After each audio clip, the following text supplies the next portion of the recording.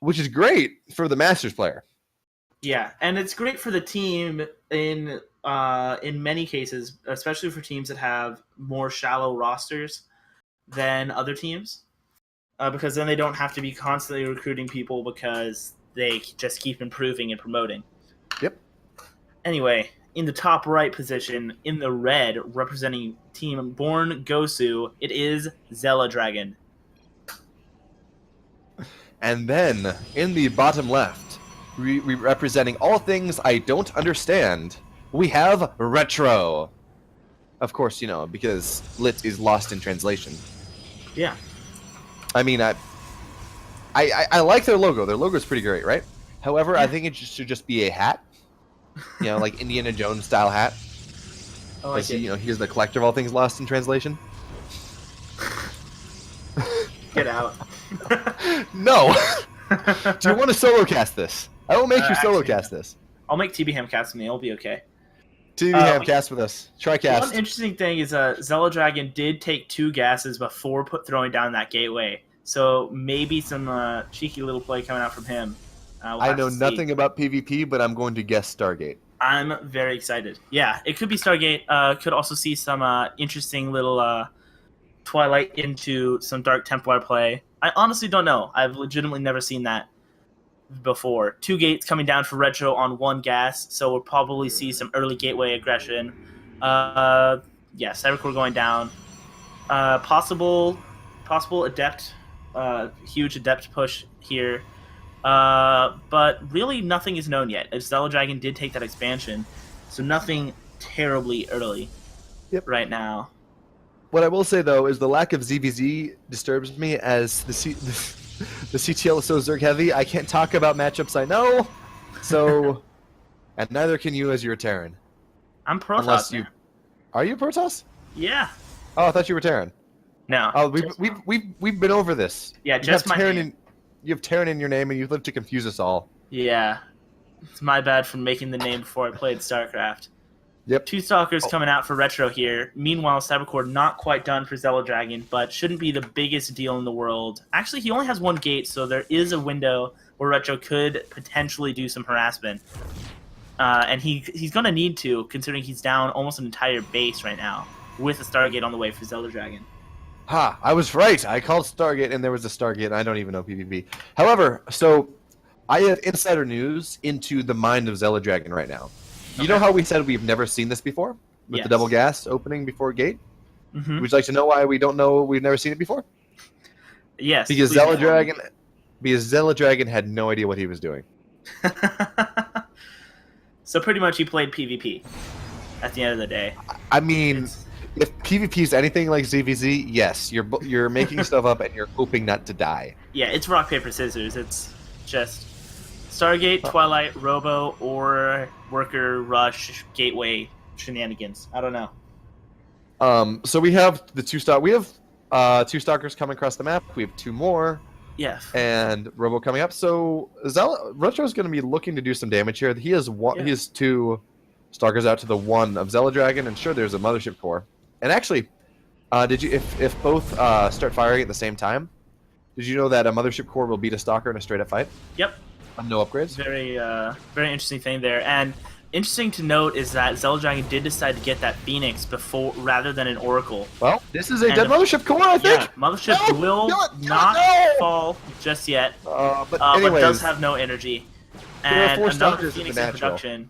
And it looks like, I guess Xeladragn here was wanting to get it to that stage of PvP where you have so many Phoenix that you just tear apart the other player's army and mineral lines. But right now, it's not looking like he's going to be able to get to that point unless he now can we have the dead his Mothership Core. Good. And one thing I would like to point out is you say you tear it up. I would like to remind you that this is a PvP, and there will be no tearing up. Indeed. Stalker goes down here, and Immortal is about to pop here. Nice lift from these Phoenix. And so with this Immortal coming out, this aggression should end. Yeah, this Immortal's... Well, if he's able to pick it off, that would be pretty huge. I believe. Kill the Immortal. Kill the Immortal. Okay, fine. RetrO decided it's not worth it. My dreams were not memes. Doesn't want us to have that exciting game. wants to have the winning game. Psh. I did not let my dreams be memes. Expansion gotten up for RetrO here. It looks like he's trying to even up that worker supply, which he has done successfully. I mean, pretty even game here. He got 8 workers. He's in a really good spot. And I apparently have given Cyrex cancer. I'm sorry, Cyrex. I'm really not, but I'm going to say I'm sorry. As, you know, I don't know. It's all about faking it. Faking it till you make it, man. I mean, that's how I play StarCraft. Yeah. Go into the game. I have you know I'm winning GSL this season, so you might as well leave now. Actually got me a game in Bronze League. I mean, good day. I'll have you know I'm top Grandmasters. I'm top Great Grandmasters. There we go. Ooh, very nice. I like it. Has a nice ring to it. More Phoenix coming out for Xeladragn to a grand total of will be 4. And meanwhile, 4, just enough to be worthless. Yeah. Meanwhile, really you only need 3. You need 4 in order to effectively harass a mineral line.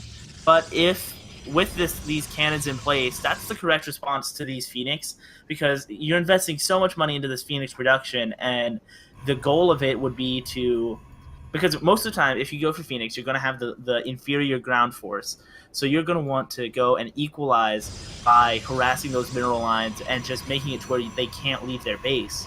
But now with these cannons here, even if he leaves his base with these Phoenix to go harass, he's not going to be able to get too much done. And so now you just have kind of wasted supply and money in Phoenix until that fight comes out where you could get some really good lift-offs. Well, we do have the Phoenix coming across the map now, and there is a timing where the Phoenix are going to exist and Blink will not exist as for another 60 seconds-ish. 50, 60 seconds, as I can do math on stream. And we have the Phoenix coming in. They're going to try to get something done. But the Mothership Core is there. There's a cannon. There are stalkers. Good luck getting out. Okay, so the Phoenix didn't die.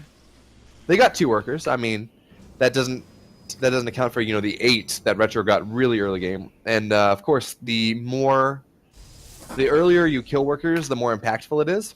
Yeah. Because it just compounds exponentially. And we have RetrO saying, you know what?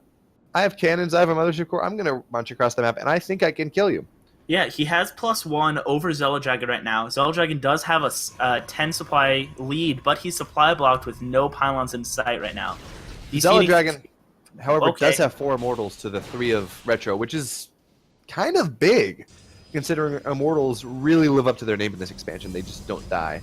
Yeah, especially whenever you're facing pretty much an equal force. These Archons are a nice touch. They will most likely be the difference between those immortals winning the fight for Xeladragn and possibly equalizing for RetrO.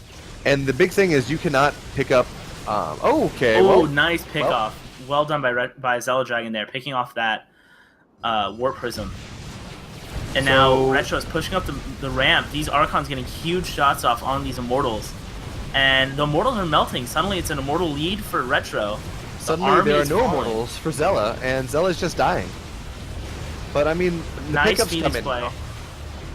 And the fight is equal, if not in favor of Xeladragn. I mean, RetrO can't get any reinforcements to his army anytime soon. He is getting his 3rd up back at home. And this is cleaned up by Xeladragn. Well done. However, one thing, in a mirror matchup, you have to take a look at how much you forced trading in your favor, because you're going to have roughly the same economy. You're going to have roughly the same tech. I mean, or you're going to have the potential for roughly the same tech. And as of right now, I mean, they are even. Only difference is Xeladragn has been doing better at spending his money for whatever reason, as RetrO does not have a gas bank, and Xela has a little bit more gas, so he's up 21 army supply, despite them trading evenly and having even workers, even income. Yeah, and I mean, 21 workers supplied, especially in a mirror matchup, is so huge. And now we see RetrO does have the faster 3rd base, so his economy should get booming pretty quickly here. These Phoenix are coming across the map, 5 of them for Xeladragn, but I don't see them doing too much. They might fly over these Archons, which would be a sad day for them. Oh, man, they clumped up too. Anyway, so we have probe production has resumed for RetrO, not so much for Xela, and we have. Okay, so photon overcharge is gonna kill. Oh wow, that's actually big. Yeah, it does take a loss there. And for Xeladragn, there aren't any upgrades either in production or done right now, other than Warp Gate if you count that. Meanwhile, +2 and Charge is on the way for RetrO, which will be his second Twilight Council upgrade. And okay, so all of these Phoenix are pretty badly bruised by now, which is going to diminish their effectiveness, as they in a straight up fight, especially with Archon Splash. Mm-hmm. However, Xela has made, or RetrO has made the decision to not get any more Stalkers. I mean, Stalkers are not great against Immortals, Yeah. But I don't know. Well, I guess if you have enough Archons, you're fine. Yeah, I think the only time that the Stalkers would be superior is for hopping between bases to defend, like Warp Prism or Phoenix play. But with those cannons, the Phoenix aren't really going to be an issue.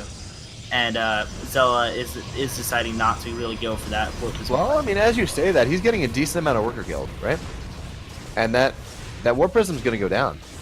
Oh, yeah. Save it! Oh. Anyway, nice pickoffs there. As much as RetrO did well early game, right? He got 8 worker kills. He's been pressuring. Since then, Xeladragn has killed 13 workers. He has the worker lead. He has been trading better, just marginally, but he has been trading better. And he has the slight army lead, not by much, but he does have it. I like this decision from RetrO, assuming he's doing what I think he's doing, which is leaving these 4 Templar unmerged, so that way they can feed back the Phoenix. Which would instantly kill them in every case, I think, except for one of them right now. Agreed. But you have to be very quick with that, because if those Phoenix lift them, I believe it's 3 shots, and your High Templar is no more. I mean, High Templar are light units, so we have. So here comes the fight. If this is anything like ZVZ, so just the fact that these upgrades are so in favor. Yeah, these upgrades are really huge, and the Xela's look at this. That was so much more army supply, and it's just dead. Yeah, and the Archon's getting on top of this army like that, and just getting to utilize that splash damage. Like, he hasn't even merged these 4 Templars, still saving it. There and we go. They're the feedbacks. And in the end, it doesn't even matter. Not enough here for Xeladragn, and looks like he will fall. GG.